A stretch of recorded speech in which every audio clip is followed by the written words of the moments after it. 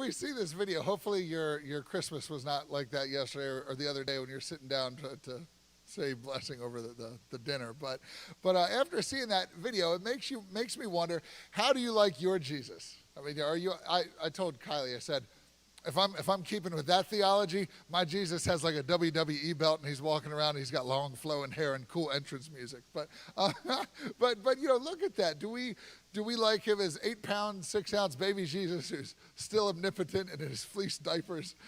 Do we think he's all cute and cuddly, or do we think do we like our Jesus better as a man Jesus with a beard? Or what about a ninja fighting off evil samurai? I've never heard that Jesus before. Or singing lead vocals for Leonard Skinner. What was that? But anyway, however we see our Jesus, one of the things that this video clip makes very clear is the people sitting around this table, they missed something along the way. All right, they did not have a true understanding of what it meant to realize who Jesus was. And it was interesting because they each kind of, they said, I like my Jesus as like we can quantify who and what Jesus is. Like we have that power. But I think it's funny when his wife says, she goes, I want you to do this grace good so God will let us win tomorrow. Like we're trying to manipulate God, or our Jesus is some like little genie in a bottle that we rub and then he comes out and grants us our 3 wishes. No, we completely miss that. But I do want to ask us, how do we see our Jesus? Is it all that tomfoolery that they talked about up there? And yes, I did use the word tomfoolery in a sentence. You're welcome. Or maybe is Jesus a little bit more than that? Today and this week, as we're celebrating the birth of our Savior, I really want to take a look back at our Christmas story, because each of the people in that Christmas story had a little bit of a different perspective and a little bit of different understanding of who Jesus was. Fortunately, they didn't think of him as the Jesus from the video, but I want to challenge us with 3 things today.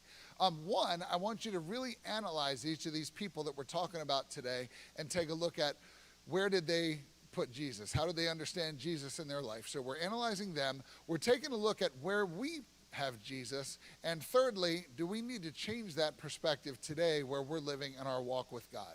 So we're taking a look at what they did, taking a look at what we see, and taking a look at what we need to do differently about it. Because the simple truth that I want us to realize right now is that Jesus, the Savior of the world, was in fact born 2,000 plus years ago, but he is absolutely relevant in our world today. So what I want to do is take us back to the book of Luke, kind of set the table for our morning today, and we'll read here.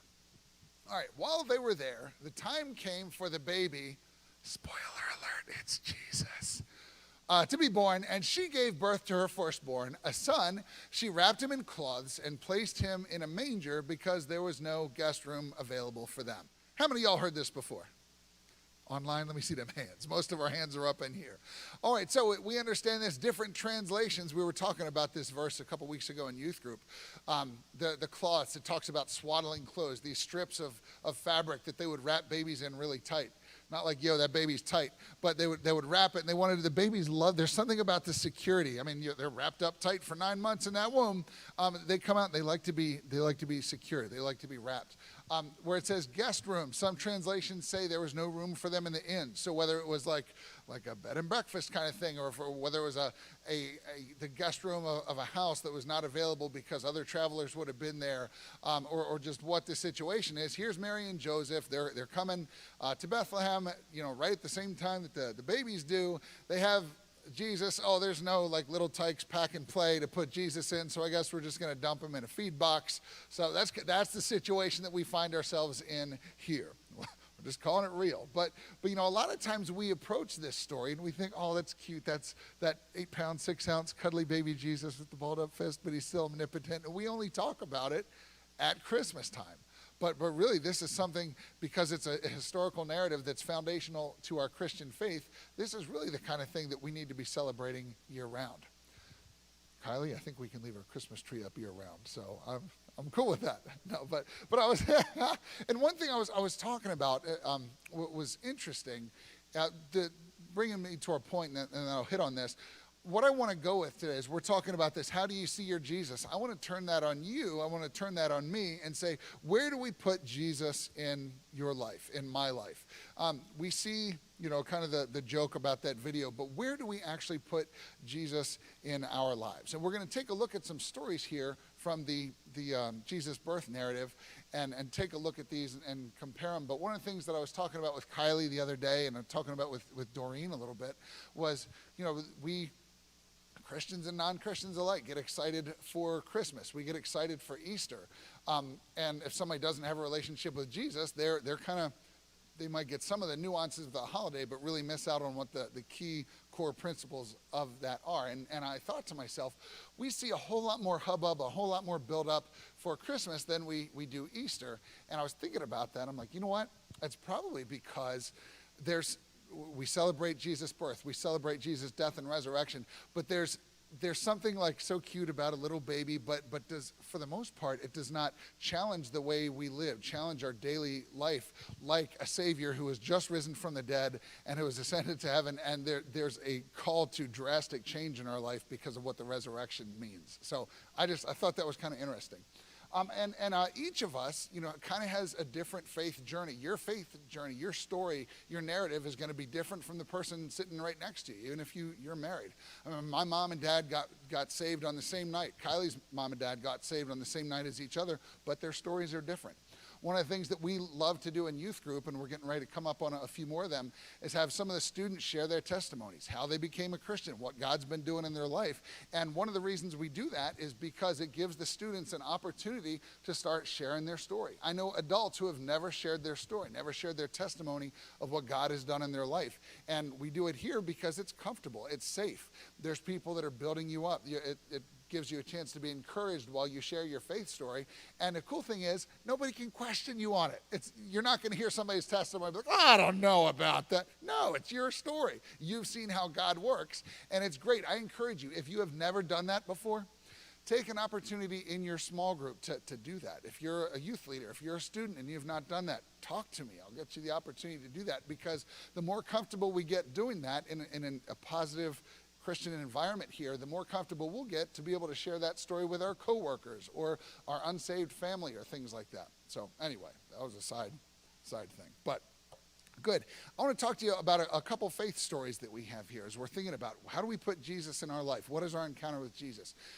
I became a Christian because, I was raised in a Christian family, but I can remember my conversion experience, and I can trace it back to some plastic 6-inch Dukes of Hazzard toys. All right, I know it sounds silly, but it's a true story. When I was a little kid, from age 4 to about 7, my parents and I, and one or two of my sisters at this point, lived right up the street on a road called Marydale. It's right off of St. John's Lane. It's right around the corner. I was talking to Gary, who's doing tech, and he's like, "Oh, I live 2 houses over from you." Cool, who knew? But anyway, we lived in this little house over there, and Dukes of Hazzard and Chips were like my shows. Like, there was something about the Chips with the motorcycles and the Dukes of Hazzard with the car that would jump over the creek all the time. I don't know why, just something fascinated me about cars jumping over creeks. I'll tell you what now, if I see a car jump over a creek, I'm going to stop what I'm doing. I'm going to go watch that car jump over that creek. Anyway, I had my parents got me this little plastic toys, and so I'm playing with this, and I don't know why, but for whatever reason, my guy's fallen over a cliff. That's morbid for like a 6-year-old kid. And so he's naturally going to be yelling help on the way down as he's falling. So I got my little toy and I'm playing. And, help, and it's just kind of dragging out. My mom comes in there and she's like, "What did you just say?" I'm like, first of all, it wasn't me. It was Luke. It was my little plastic toy.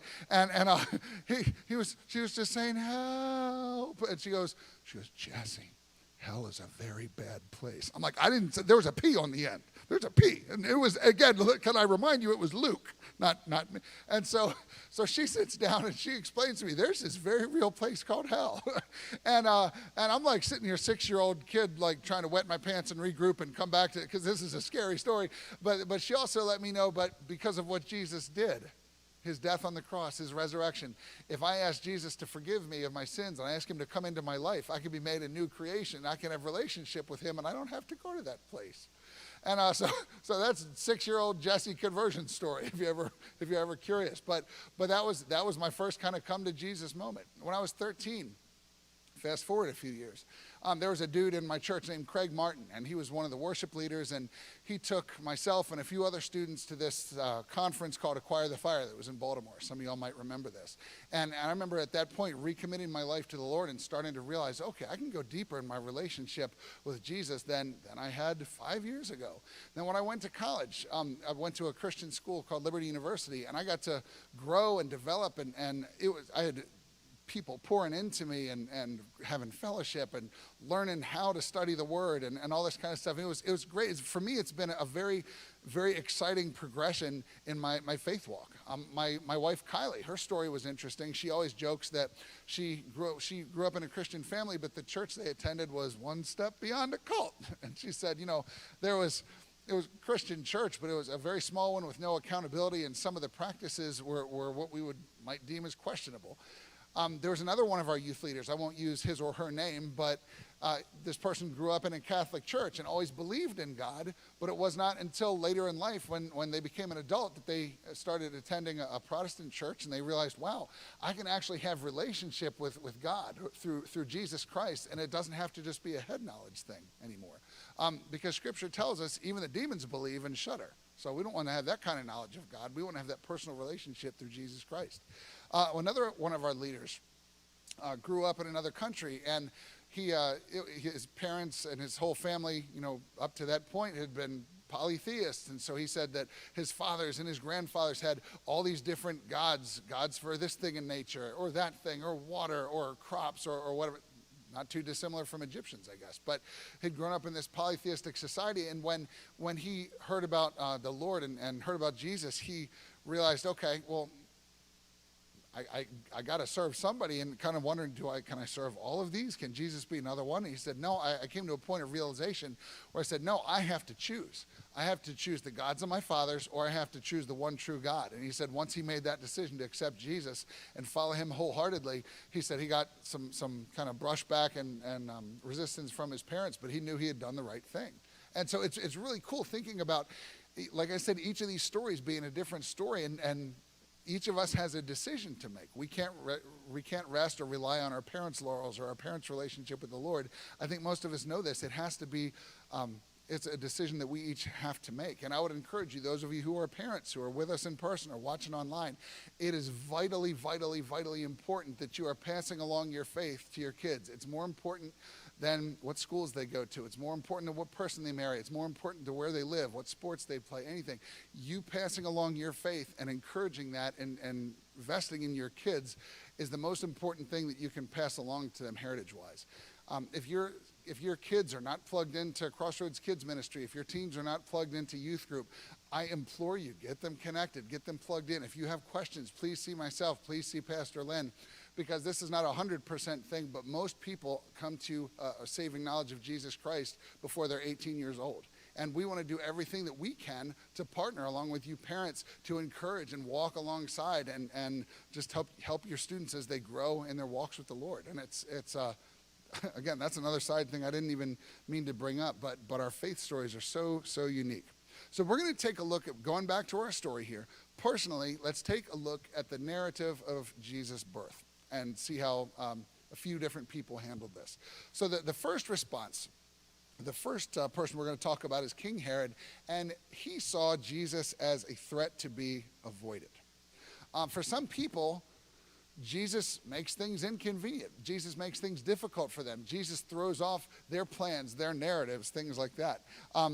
If we take a look at King Herod, he was a person who had some Jewish ancestry, some like mixed ancestry and things, but he was not a royal, rightful heir to a throne. He was someone who had been put in this position by the Roman government. They called him Herod the Great, not because he had great character, because it was not a struggle for him to kill people whenever he didn't like the things that were going on. They called him Herod the Great because he had built a lot of things. He had sons that each carried the Herod name along with him after his death, who were very contentious with each other and fighting and tearing up kingdom that Rome had tried to establish and things like that. But he was a terrible guy, very, very insecure.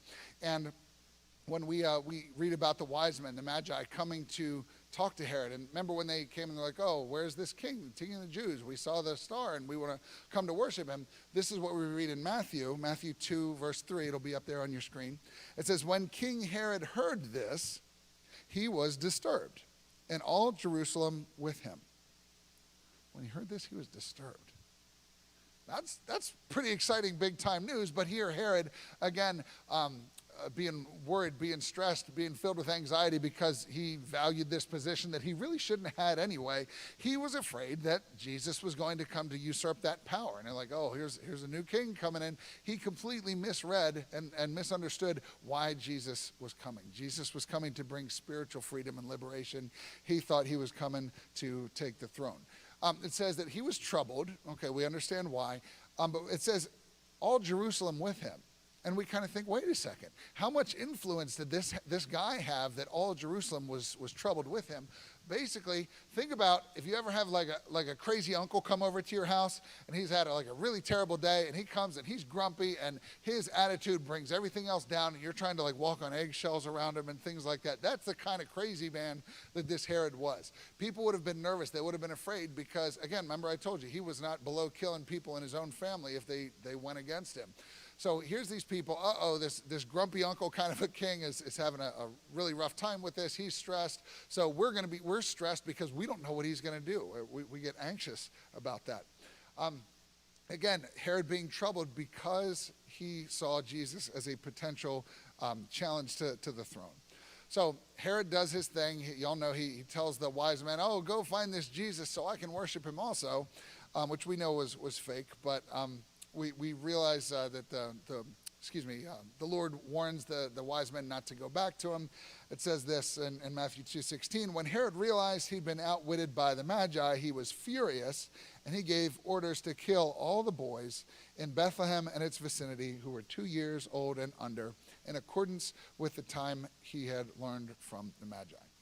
So Herod was so threatened, he was so frustrated and infuriated that he got kind of played by the wise men, that he took his wrath out on babies. Here's these 2-year-old and under boys that Herod just completely wipes out. Remember, God had warned Mary and Joseph to leave, so they went to Egypt. Not long after this, Herod dies, and we know that they come back to Nazareth and everything there. But a lot of people, just like King Herod, they don't want Jesus to be real. They don't want to have that accountability. There's a book that I'm reading right now. I'm a little ways into it, but it was recommended by a friend of mine who teaches down at Liberty. It was cool. He's one of my friends that we hung out all the time there, and he stayed, and he teaches chemistry and biology and all this kind of stuff now. But the book is talking about creationism and really understanding the physics and the science of the earth and all this thing. It's really quite fascinating, and I'm partway into it. But there's a story in there about this one guy, and the author of the book is a Christian guy who he attended and taught at prestigious Ivy League schools and things like this, so he knows his stuff. He was having a conversation at one point with this agnostic professor who wanted to be an atheist, but basically what he said, not at Liberty, but this other institution, and he said, I don't want God to be real. It's so much easier for me to claim that I'm an atheist and not believe that God is real, and I can go on about my life and do the things that I want to do. He said, and I get goosebumps and chills just thinking about this. He says, if God is real, it completely changes everything about the way that I do stuff, and it holds me to this accountability that I don't want it to be there. So for my own convenience, I don't want God to be real, and I'm just gonna live with that.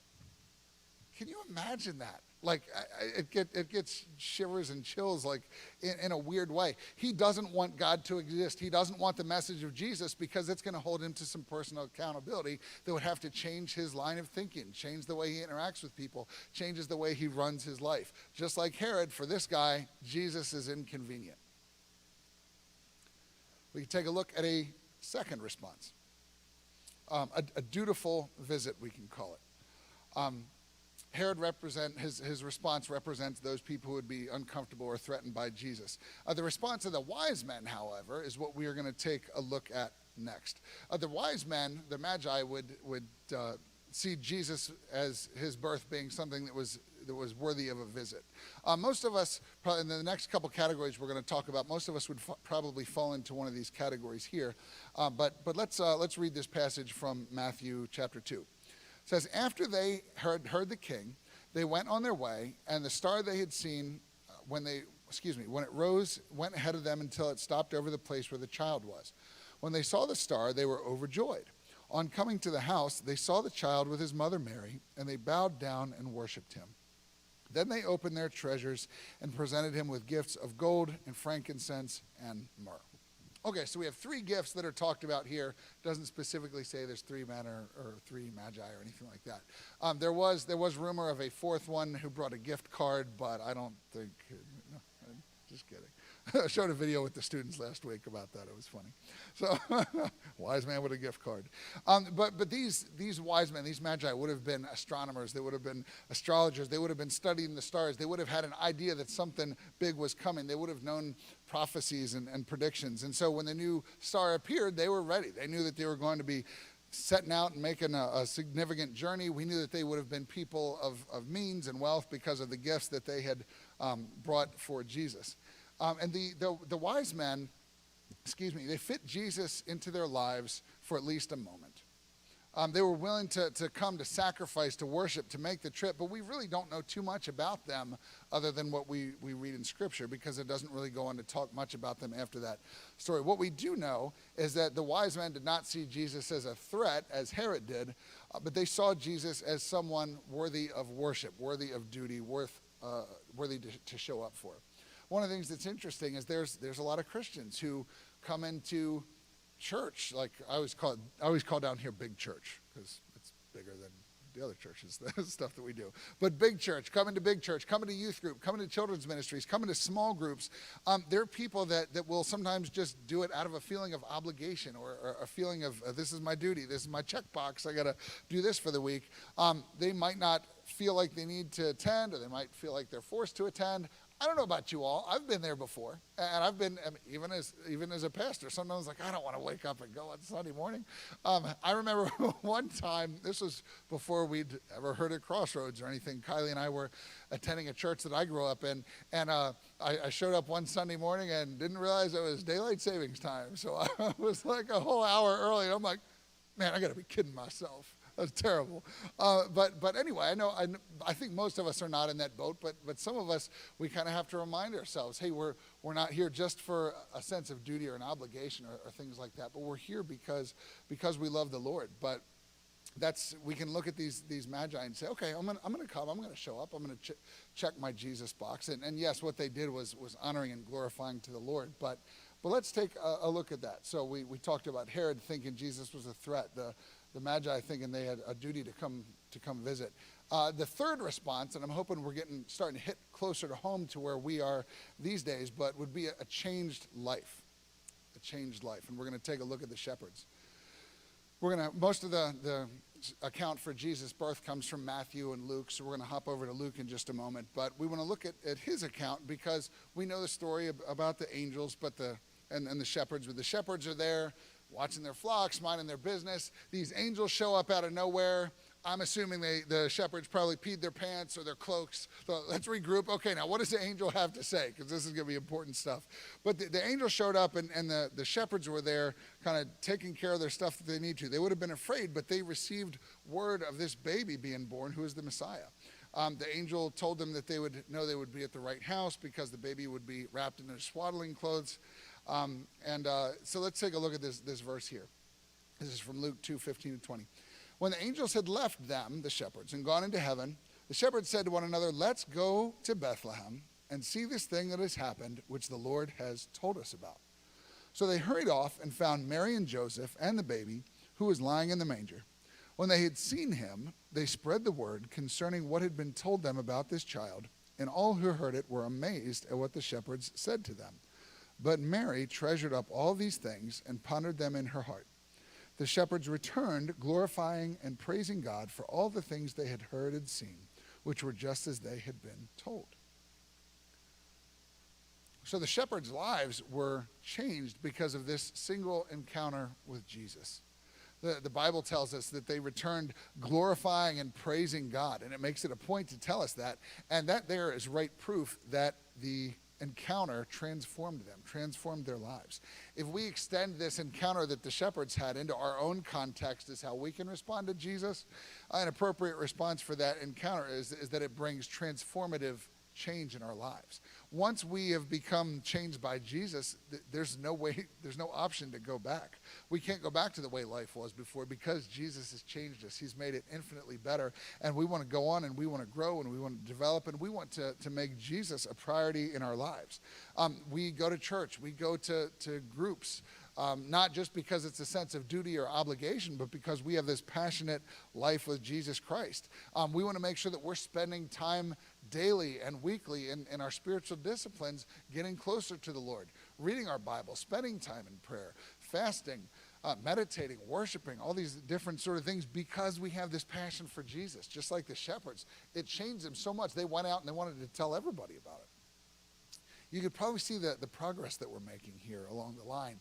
And where we want to come and we want to hit with this fourth point here is we're talking about Joseph and Mary, but a life that is focused on Jesus. So it wasn't an inconvenience. It wasn't a duty. It was even beyond a changed life, and it's really bringing to where your entire life, your entire focus is on the Lord. It's easy for us to kind of look at the stories of the other people and earlier and see how they kind of remove themselves for the situation, or they're only there for part of the time or part of the story. But Mary and Joseph were in it for the long haul. We read about Jesus being born, and then a couple years later when the wise men show up, and then we read about Jesus at the temple around age 12, and then we read about Jesus in his public ministry. We don't get a whole lot of information about those in-between times, but Mary and Joseph were there. They were the ones who were living the day in, day out stuff. Think about Jesus, baby Jesus with his silky gold diapers. Boo, he didn't have silky gold diapers, I'm pretty sure. All right, but think of Mary and Joseph had to change diapers. They had to feed hungry Jesus. They had to comfort Jesus when he was scared. They had to pick up Jesus if he would come up and want to be picked up. The kind of same parenting stuff that we do that we realize is so vital for investing in our children. As Jesus got older, his parents were there for him and teaching him along the way. And it's so exciting to think about. But they did this because they loved Jesus. They were so focused on him. Jesus is no longer the infant that they're praying to at that dinner table, and he doesn't need his diaper changed every couple hours. But if we take that focus that Mary and Joseph had and we put it into what we're doing today, we have to fully integrate Jesus into our lives. It's more than just making room or allowing him to be there conveniently when we want to. I saw some guys do a skit years ago, and they brought out a stool and they set it in the middle of the room, and somebody was playing a person, somebody was playing Jesus, and the person was just, that was the throne of their life, and they wanted to sit there the whole time. And so Jesus comes into the picture, and he says, hey, Jesus, I want you to have the throne of my life. So he gets up from the stool, and Jesus sits there. And then all these things come up, and the person's kind of trying to like one-cheek Jesus off the stool to retake the control of their life. But that's not what we're doing here. That's not what Mary and Joseph are doing.